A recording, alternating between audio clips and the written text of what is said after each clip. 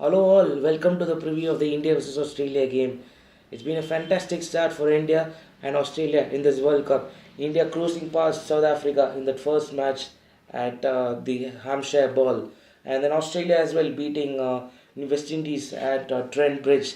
Even though it was a challenging match for Australia, with them finding themselves at 70 for 5 at one stage, I thought Steve Smith and Nathan Coulter played a gritty knock along with Alex Carey to take Australia to a respectable total. And Mitchell Stark was brilliant with the ball to bring back Australia into the game. And they showed why they are one of the contenders in this Cricket World Cup. Yes, okay, let's look at the game in hand today. So traditionally, India and Australia have been very good rivals in the cricket fraternity. But Australia have an edge over India when it comes to cricket World Cups. They lead India by a comfortable margin, which will come at a later stage with the numbers game, where we will say you what is the advantage that Australia hold. But traditionally, I mean, Australia have an edge over India in terms of World Cups. And okay, it's going to be an interesting game. The game would be played at the Oval at South London again, where England started the tournament against South Africa. So I mean the pitches expect traditionally it's a ground which is high scoring, and it's expected to be an 300 plus wicket is what we're told. The weather conditions are perfect for a game of cricket. It's going to be sunny, and at times it would be windy as well along the day. So it should be a cracker of a contest. And as far as the boundaries are concerned, so this is what we had seen. So if you see from either side's bowling, the straighter boundaries are a bit short, 66 to 68 meters.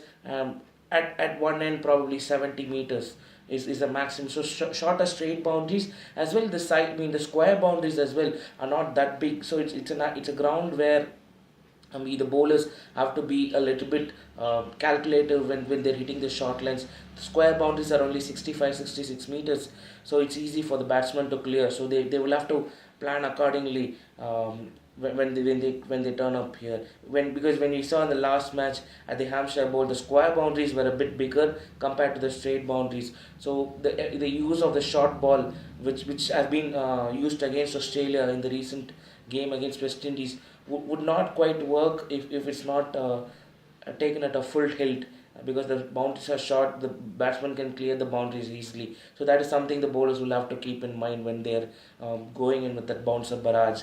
Okay, the players to watch out for. The players to watch out for as far as Australia is concerned is going to be Steve Smith. I thought he played a fantastic knock against the West Indies. He played a gritty knock when it was ugly. He was ready to be playing an ugly sort of game just to take Australia to a position of strength from where they were. And I thought they played brilliantly from where they were to get to the result. What they eventually got up to was outstanding from Australia. And for India, it's going to be Virat Kohli. Yeah, people might argue, why is he telling Virat Kohli again and again? I think the bigger the challenge, the bigger the response. It is always from Virat Kohli. And I think with Aaron Finch stating that Steve Smith is the best batsman in the world, this might just infuriate Virat Kohli and bring out the best in him, because he's someone who pounces on challenges, and I would not be surprised if he does well in this game. Okay, let's look at the team lineups. So India would be opening the batting again with Shikhar Dhawan, Rohit Sharma, number 3 Kohli, 4 Rahul would bat at number 4. I thought he played well in a crucial partnership against Rohit Sharma against South Africans 80-run partnership. Yes, you might argue that he didn't quite finish off the game, but then I think he would do well. Number 5 would be MS Dhoni. He again had a good match with a couple of catches and stumpings. And number 6 would be Kedar Jadhav, who wasn't seen much in that match, apart from his one throw which was close against Quinton de Kock. Number 7 would be Hardik Pandya. Hardik Pandya struck the ball well. It was heartening to see the way that he finished off the match against South Africa. So he will be again key. And I think his bowling would need to be improved a bit. He needs to hit those runs where it's like tough for batsmen to go forward or not back. So he needs to hit that in between length, and in the middle overs, his bowling, containing bowling, would be more important for India in this fixture. And number 7, I think, given given the record of Australians against Kuldeep Yadav, I think I might go in with Ravindra Jadeja today for the match, because he brings, considering there is also only two left-hand batsmen in the top six for Australia, with predominantly lot of right-hand batsmen. So Jadeja would take the ball against the right-handers, would be a key component. Um, I think he would do well. Cool. I mean, Yuzvendra Chahal would be my number eight. I thought he bowled brilliantly against South Africa. The way he varied his pace and drift, he used the drift at the Hampshire ball to his uh, advantage, and he bowled really well. Number nine would be for me Bhuvaneshwar Kumar. Bhuvaneshwar Kumar, he bowled well with the new ball the other day, and I thought it was. I think number 10 would be Bhuvaneshwar Kumar. Yes, there might be an toss up between Bhuvi and Shami, but again, it depends on what kind of overhead conditions. If it's going to swing even a bit, I think Bhuvi would be a better option. If it's going to be a flat wicket, I think then Shami might get a look in. And number 11 would be Jasprit Bumrah. He bowled fantastic spell against South Africa. 10 overs for 30 odd runs, picking up those two early wickets. I think he would be key against Australia's opening batters today.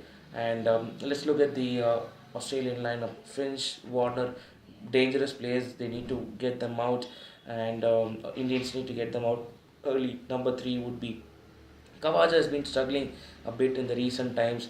If the conditions are a bit, the track is expected to be a bouncy wicket, I think he might be replaced with Sean Marsh, who's been in exceptional form for the last 12 to 18 months.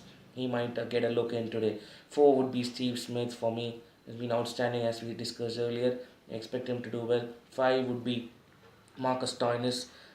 He needs to bat a bit better, given his bowling. He's come along with his bowling a long way from the last time we saw him. He needs to contribute with the bat. Number 6 would be Glenn Maxwell. He needs to bowl those. I think five Maxwell and Stoinis would cover up for the fifth bowler. I think that is where India's chances would increase, where they can go hammer and tongs with this fifth bowler between Maxwell and Stoinis. Number 7 would be Alex Carey. He played a very good knock against West Indies, a very good keeper as well. And number 8 would be uh, Adam Zampa. He bowled well. It's been a bit expensive, as we traditionally, as we've spoken, leg spinners are going to be expensive, but then they would take you wickets. He just changed the match against West Indies. He took a couple of wickets in the middle overs and changed the match in terms of in favor of Australians. Number 9 would be Pat Cummins. Pat Cummins has been brilliant. He's given this initial breakthroughs for Australia, and he's bowled that nagging length which I asked for from Hardik Pandya, and I think he'll be important cog in Australia's win. Number 10 would be Mitchell Stark. Mitchell Stark has been brilliant. He's the only bowler to have taken 5 wicket hauls in both the World Cups that he has played till now. So it's outstanding effort from him, and he will be again key. It will be a key battle against Virat Kohli and Mitchell Stark. Number 11, I think, yeah, I know Nathan Coulter-Nile has scored a brilliant 92 against West Indies, but he's gone wicketless in the last two games. If at all Australia are looking for a seaming option or swinging option, Jason Behrendorff might be replaced. I'm not be surprised if that's the case. Australia have traditionally gone for the team first approach, and I would not be surprised if they go the same approach in this match as well. Okay, so these are the lineups, and what are my predictions?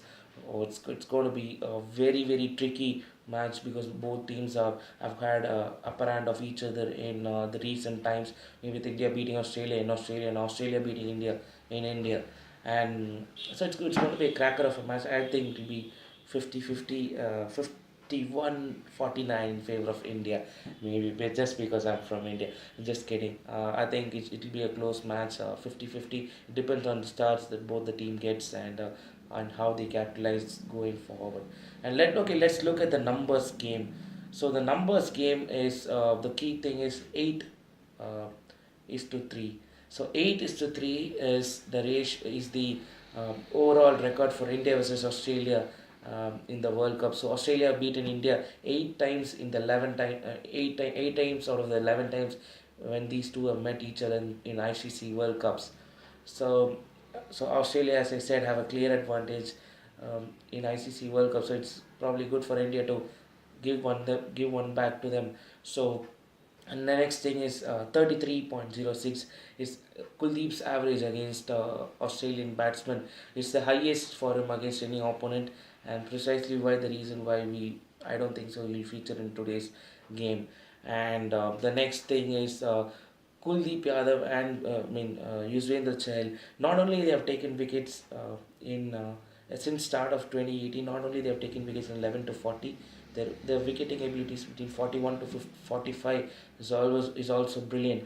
They are averaging 14 and 18 respectively. Yuzvendra Chahal and Kuldeep Yadav 14 and 18 wickets respectively. So they have been doing well in that overs as well.